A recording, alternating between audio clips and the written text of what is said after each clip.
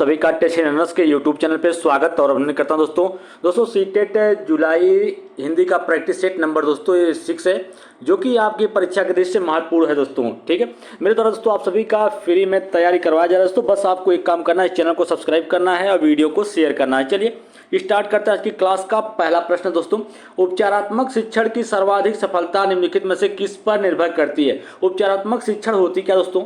जिसमें ये उपचारात्मक शिक्षा ये ऐसी शिक्षा व्यवस्था या शिक्षण होता है जिसमें दोस्तों बच्चों के समस्याओं के कारण को जान के और उसका क्या किया जाता है, निदान किया जाता है।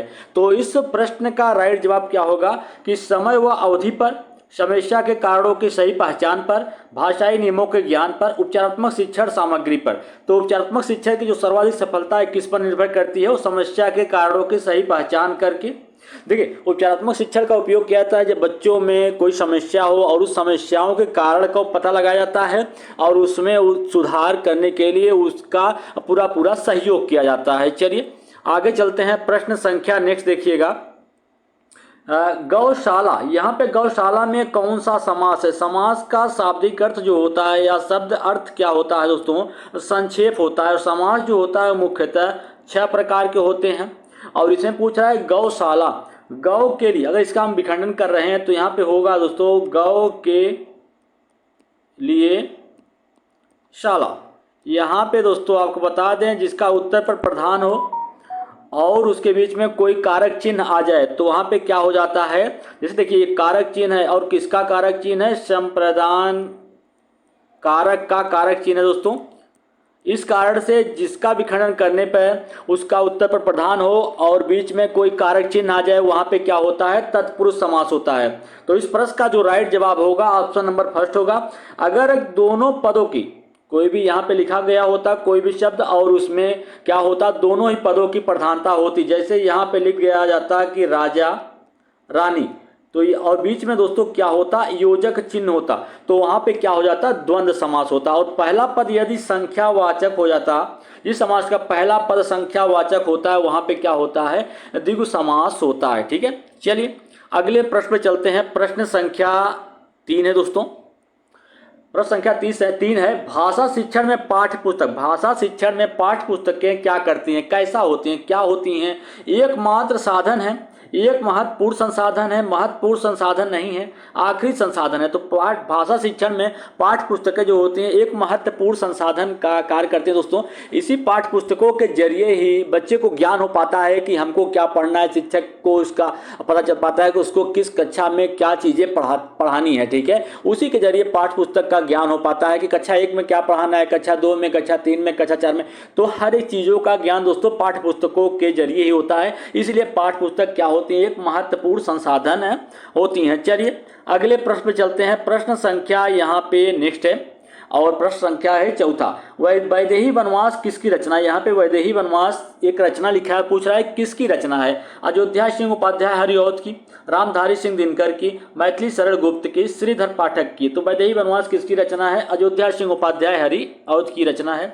चलिए आगे चलते हैं। प्रश्न संख्या नेक्स्ट है कि यहाँ पे अलंकार में किस उपसर्ग का प्रयोग हुआ है? उपसर्ग ऐसे शब्दांश होते हैं जो कि किसी शब्द के शुरू में जुड़ के, किसी शब्द के शुरू या आदि में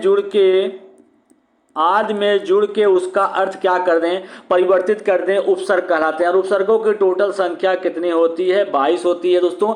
और इसमें अलंकार शब्द लिखा गया है, इसमें पूछ रहा है कि कौन सा उपसर्ग लगा हुआ है। इसका हम विखंडन जब करते हैं तो अलम प्लस कार होता है। तो यहाँ पे दोस्तों आप देख पा रहे हैं उपसर्ग कौन सा लगा हुआ है? अलम उपसर्ग लगा हुआ है। तो इस प्रश्न का राइट जवाब क्या होगा? ऑप्शन नंबर फोर्थ इसका राइट जवाब हो जाएगा। चलिए आगे चलते हैं। प्रश्न संख्या नेक्स्ट है। प्रश्न संख्या नेक्स्ट देखिएगा कि चोमस्की के अनुसार कौन सा कथन सही है? बच्चों में भाषा सीखने की क्षमता जन्मजात होती है।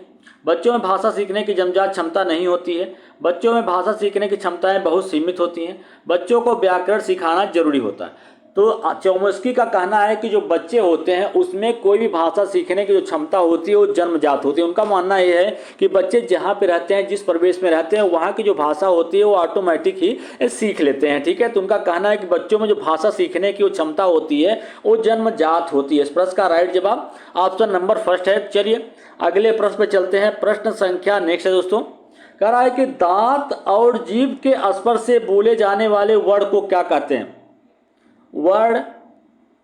वर्डों के समूह को, जब विभिन्न प्रकार के वर्ड एक समूह में मिल जाते हैं तो वर्डों के समूह को ही क्या कहा जाता है? वर्डों के समूह को वर्णमाला का नाम दिया जाता है या वर्णमाला कहा जाता है। यहाँ पे पूछा जा रहा है कि दांत और जीभ के स्पर्श से जो वर्ड बोले जाते हैं उन्हें क्या कहते हैं? दंत वर्ड कहा जाता है। इसमें आपके त थ द ध त थ द ध न, ये सभी जो वर्ड होते हैं दोस्तों, ये सभी क्या होते हैं? दंत वर्ड के अंतर्गत आते हैं। ठीक है, तो इस प्रश्न का राइट जवाब क्या होगा? ऑप्शन नंबर 4 हो जाएगा। चलिए आगे चलते हैं दोस्तों, प्रश्न संख्या नेक्स्ट पे। प्रश्न संख्या यहाँ पे दोस्तों नेक्स्ट है, देखिएगा क्या पूछ रहा है। निर्देश दिए गए गद्यांश को पढ़कर निम्नलिखित प्रश्नों के सही उत्तर दीजिए। यहाँ पे एक गद्यांश लिखा है, इसमें पूछ रहा है कि संप्रेषण कला का विकास किससे होता है? तो स्पष्टता, आत्मविश्वास, विषय की अच्छी पकड़ और प्रभावशाली भाषा में अपने विचारों और भावनाओं को व्यक्त करने की कला ही संप्रेषण कला कहलाती है, जो कि नियंत्रण अभ्यास से निखारी जा सकती है। दोस्तों सबसे पहले आपको पता होना चाहिए संप्रेषण कला होता क्या है।